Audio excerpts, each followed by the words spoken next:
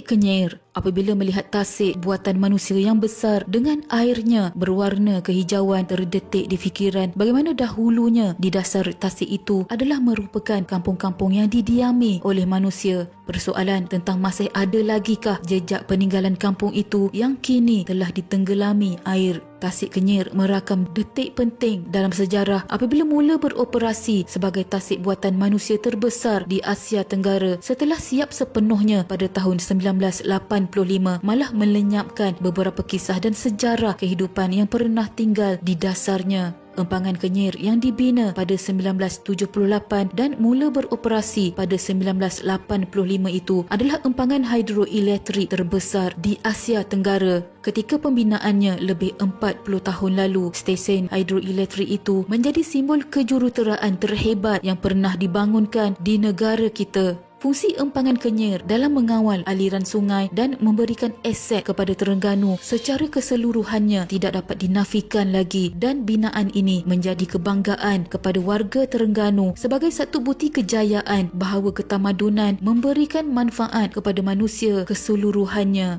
Jadi, bagaimana tasik Kenyir ini boleh terfikir oleh kerajaan untuk membinanya? Tasik Kenyir menenggelamkan seluas 38,000 hektar membentuk 340 buah pulau. Tinggi empangan adalah 150 meter daripada dasar asal sungai sehingga ke puncak. Banjir besar terakhir melanda lembangan Sungai Terengganu adalah pada tahun 1986.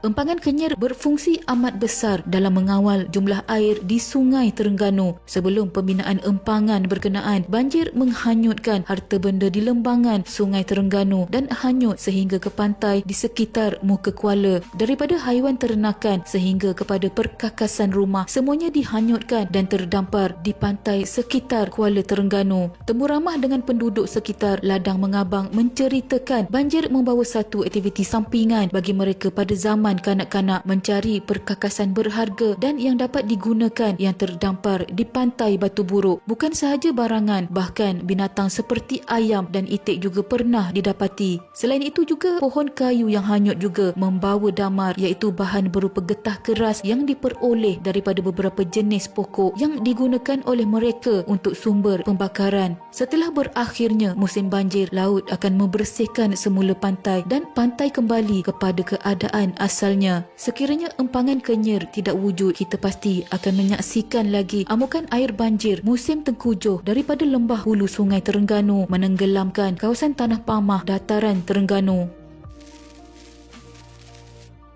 Lama sebelum ditenggelami air dasar Tasik Kenyir yang suatu ketika dahulu subur dan permai pernah menjadi sebahagian daripada kawasan penempatan penduduk terawal di hulu Terengganu. Walaupun tidak lagi menjadi sebutan, nama-nama kampung seperti Melor, Keliok, Bercing, Petang, Mentong, Melaka, Kuala Terenggan, Kerbak dan Belimbing pasti akan kedengaran apabila ada yang menjejak sejarah empangan hidroelektrik itu. Pada waktu itu kampung-kampung ini dihubungkan dengan sungai dan perahu atau rakit sebagai pengangkutan utama. Penduduk kampung pula tidak ramai, cuma dalam 20 hingga 30 keluarga sahaja yang menetap dalam sebuah kampung. Mereka bagaikan satu keluarga besar yang hidup bersama-sama, berada di dalam dunia yang tersendiri disebabkan kedudukan kampung yang terpisah jauh dengan penempatan lain menyebabkan mereka pada masa itu bergantung sepenuhnya pada sumber alam.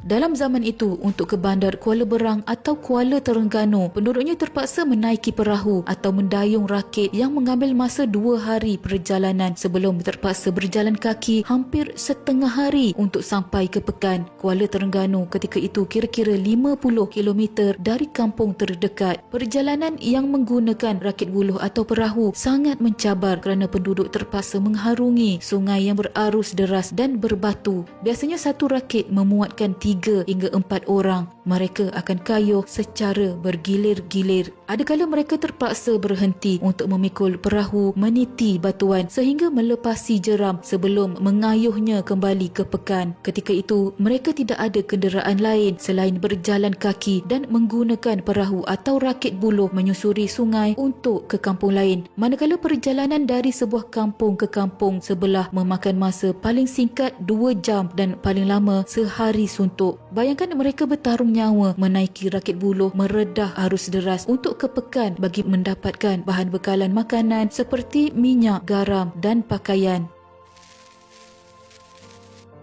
Penduduk kampung bertani dan bersawah untuk mendapatkan sumber makanan bagi meneruskan kesinambungan hidup di hutan belantara yang terpencil selama berpuluh-puluh tahun. Beras mereka tidak beli tetapi menanam padi sendiri, ada ternakan sendiri seperti ayam atau berburu di hutan kalau teringin nak makan daging atau menjala ikan di sungai. Ini termasuklah tanaman sayuran, semuanya hasil tanaman sendiri. Kedudukan kampung yang terpisah jauh dengan penempatan lain menyebabkan penduduk bergantung penuh pada sumber alam sehinggakan wang ringgit tidak mempunyai sebarang nilai. Wang hanya akan dikeluarkan dari guri, iaitu sejenis tempayan kecil beberapa kali setahun ketika ada penduduk mahu mudik ke Kuala Terengganu untuk membeli garam dan pakaian.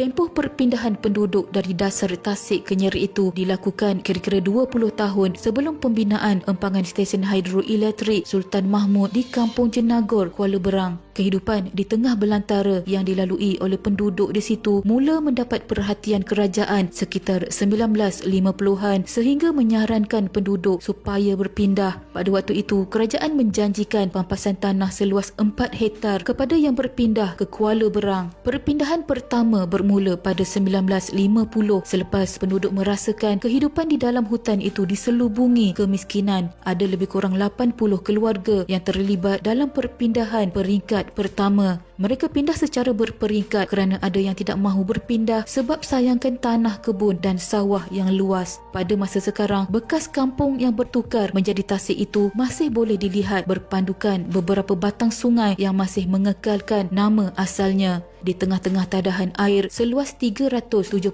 km persegi itu pula tersusun 340 buah pulau yang dahulunya adalah puncak-puncak gunung dan bukit tertinggi di situ.